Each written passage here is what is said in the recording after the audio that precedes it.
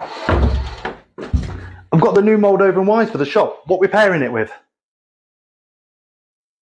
Oh, not jacket potato, cheese and beans.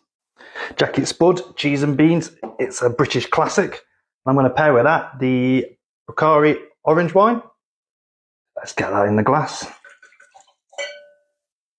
Orange wine is made with 100% Rkatsiteli grapes. They're made in contact with the skins, similar to a red wine. And what that means is you get tannins in the wine. You're going to get orange flavors, honey, spices. And that should hopefully pair really well with the starch and the cheese and the beans. It's also made in clay amphora, so it's going to have an earthiness to it as well. So let's get a bit of the wine in.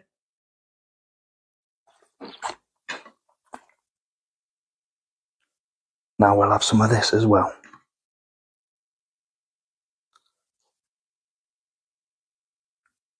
Not bad, you know.